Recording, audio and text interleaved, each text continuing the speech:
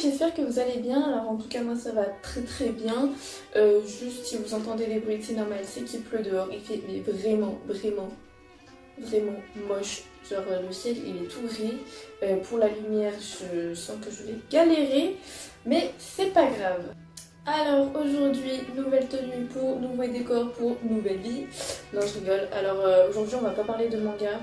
Je vais vous parler d'un sujet qui m'intéresse beaucoup.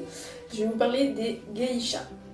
Donc les geishas sont les toutes premières femmes du Japon ayant pour but de divertir et d'accompagner les élites. Les élites, c'est tout simplement les hommes de la haute société.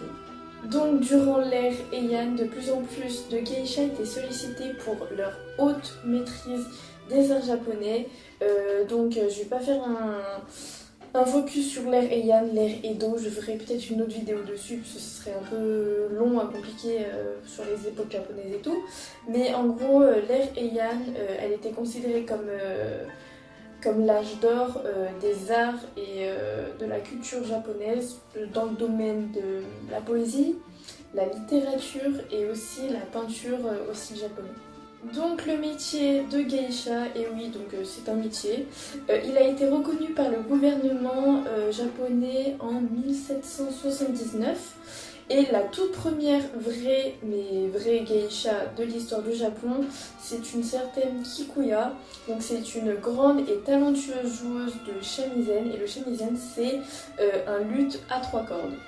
Au tout début des geishas, donc les jeunes femmes étaient formées dès l'enfance, vers l'âge de 8 ans environ, ouais c'est ça, aux arts traditionnels et à la rigueur japonaise. Donc les apprentis geishas sont aussi appelées les meiko. Donc elles vivent au sein des okiya. Les okiya ce sont tout simplement leur maison d'apprentissage et leur maison où elles habitent en fait. Mais il faut savoir que la Seconde Guerre mondiale vient stopper complètement l'âge d'or du métier de geisha, puisque en fait les femmes devaient participer à l'effort de guerre et aller travailler tout simplement dans les usines. Donc aujourd'hui, il y a de moins en moins de geishas. Enfin, en gros, il y en a beaucoup qui suivent les formations de geisha, mais n'arrivent pas à réussir à devenir geisha. Enfin, réussir, c'est plutôt elles arrêtent avant par rapport aux contraintes, par rapport à tout ça. Si avant elles étaient comptées en millions, et maintenant elles sont qu'une poignée de centaines de geishas au Japon. Donc si juste avant je vous ai un peu plus parlé de l'apparition des geishas, leur histoire, tout ça, maintenant je vais tout simplement répondre à une question qui revient assez souvent sur le sujet des geishas. Donc il faut savoir que j'aime beaucoup et j'admire énormément le métier de geisha, les geishas en général, le Japon, la culture, tout ça, j'aime beaucoup. Alors quand qu'on dit ou qu'on me demande ouais mais les geishas ce sont pas des prostituées à la base. Colida calme-toi. Mon ami. Quand je te dis que je suis admirative des geishas, tu peux pas venir juste après, derrière, me dire ouais mais c'est pas des prostituées tout ça. Tu peux pas venir me dire ça à moi. Donc je viens également faire cette vidéo pour remettre les choses à leur place et qu'il n'y ait plus aucune confusion à ce sujet là, mais vraiment plus aucune. Donc à partir du moment où cette vidéo sera publiée, ne viens pas me dire que les geishas ce sont des prostituées, sinon je te... Donc il est vrai que la vision qu'ont la plupart, entre guillemets la plupart, pas tous, des occidentaux, c'est que le métier de geisha ou la geisha en elle-même est assimilé à la prostitution. Mais les geishas à la base et les vrais geishas, je tiens à préciser les vrais, sont tout simplement des femmes de compagnie, certes pour des clients très fortunés, mais pour autant ne vendent pas de faveurs sexuelles.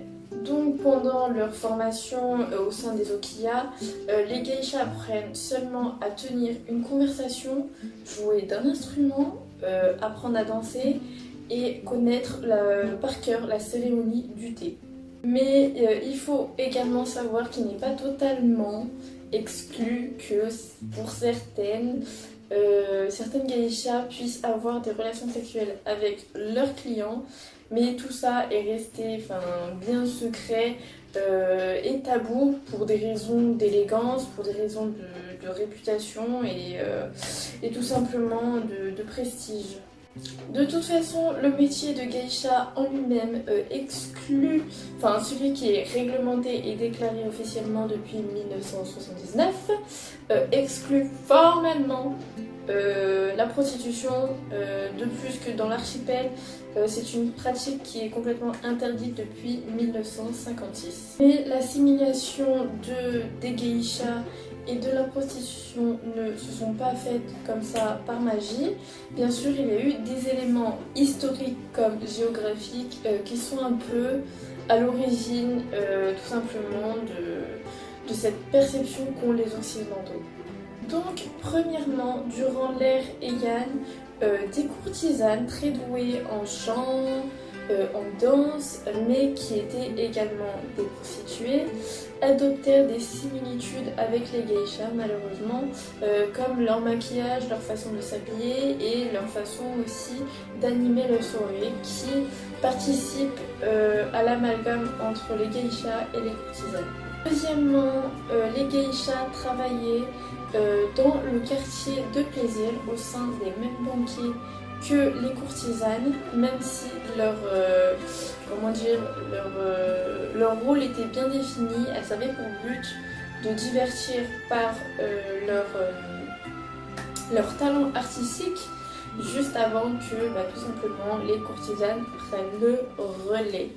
Donc, troisièmement, durant la Seconde Guerre mondiale, certaines courtisanes, mais pas toutes bien évidemment, on va pas faire une généralité, mais du coup elles adoptèrent, comme j'avais dit, les manières des geishas, les tenues vestimentaires, et tout simplement pour séduire les soldats américains.